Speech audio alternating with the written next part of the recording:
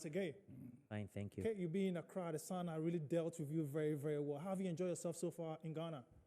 Well, to be honest, we've just come to work here. I have not had the opportunity to visit a bit of the city, but we come here to scout. Maybe on the weekend, the organizers will take me out to know the real Ghana. But at the moment, is we wake up, we scout, right? We go back to the hotel, have lunch, and rest because the next day, you know, watching 3 matches per day with the hot sun, you need to pay full concentration, you know, and it's not easy. It's not easy. So I want to wake up early and make sure I'm strong because I want to see the next $1 million player, no? Maybe it comes. I knew you were going to mention that. Maybe it comes from this scouting trip, you know? You never know. Okay. Why did you decide to come to Accra? Why did you decide, your agency decided to be part of this? Well, good question. I've been traveling to Africa for the last 10 years. Okay. Different regions, Tanzania, Nigeria. Nigeria, we've been 6, 7 times already. Cape Verde, Ghana now this time. So I received a call by You Play Sports, Mr. Gilbert, saying, hey, Ravi, we have a lot of talent in Ghana. Why don't you come scout and the best players bring them to Europe through your agency?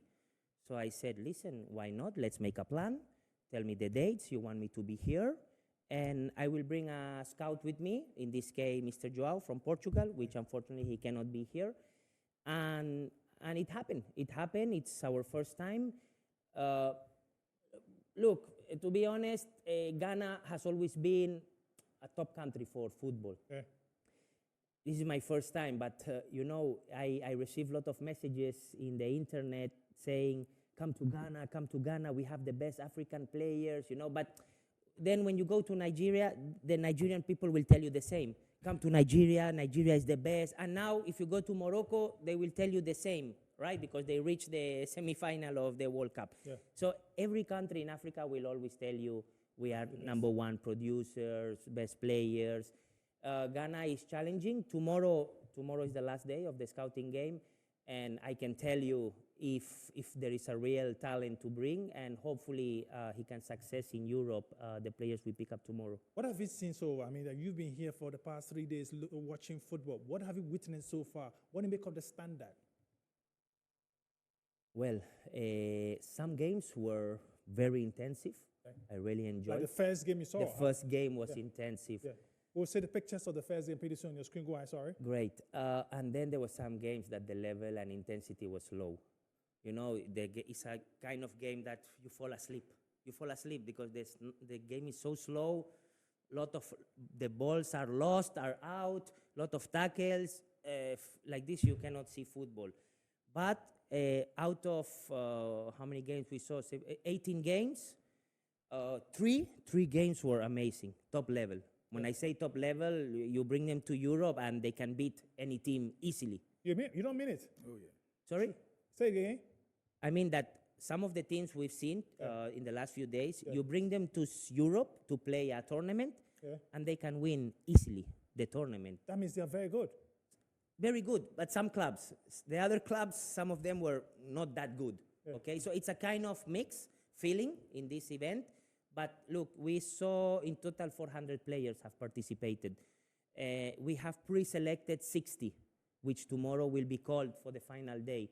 From these 60, we'll do a final match to select the best 4.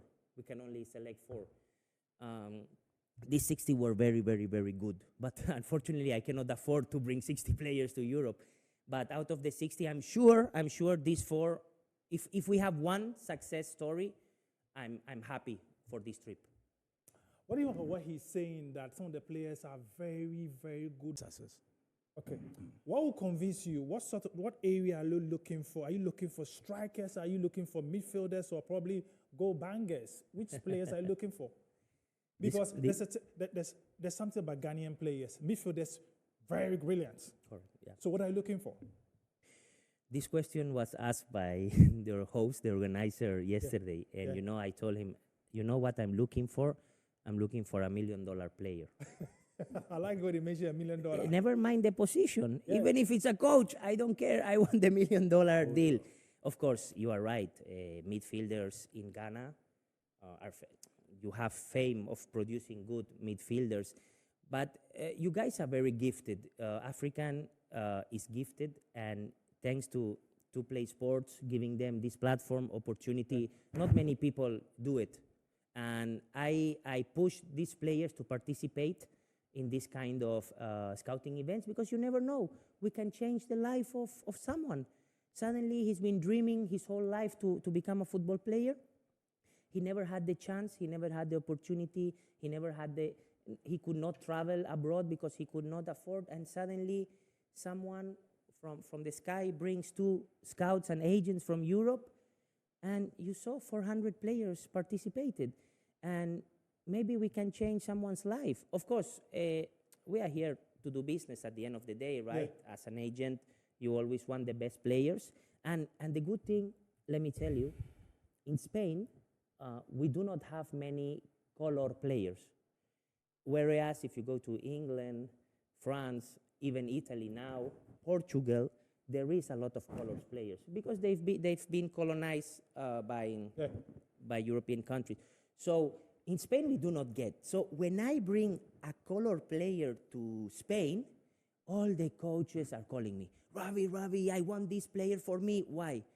Because they are big, they are strong, they can run 90 minutes non-stop, they are hungry.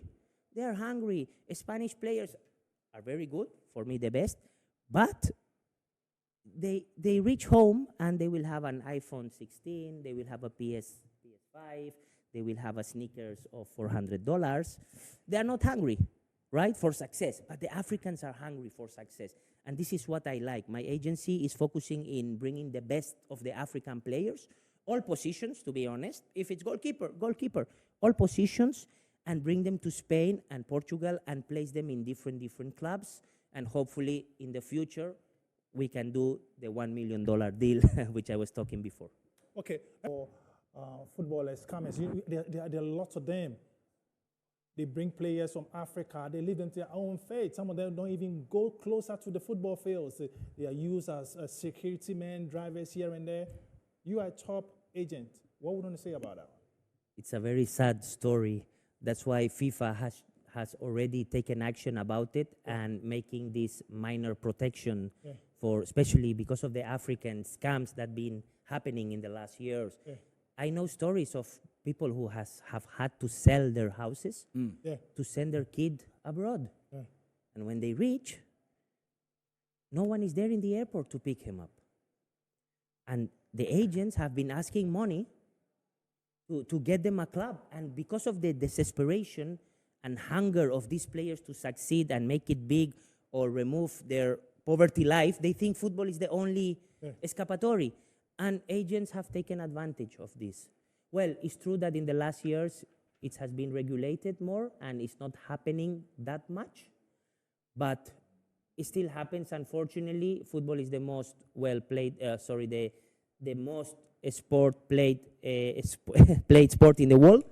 And people can do whatever for football. Look, now for Champions League ticket, Real Madrid, Borussia Dortmund, people paying €6,000 for the ticket. They don't care. Football moves a lot of money.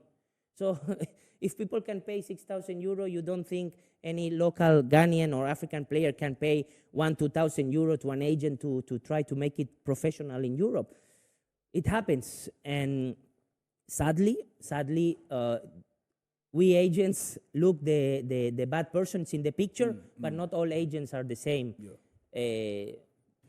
We work honest, and because of some agents doing hanky-panky, then they all think that all agents are scam, and it's not fair. It's not fair because I've been working with hard and honest for the last 10 years. So we hope we eradicate this and it doesn't happen again. Ravi, if this Ghana trip becomes very successful, do you want to come back here again?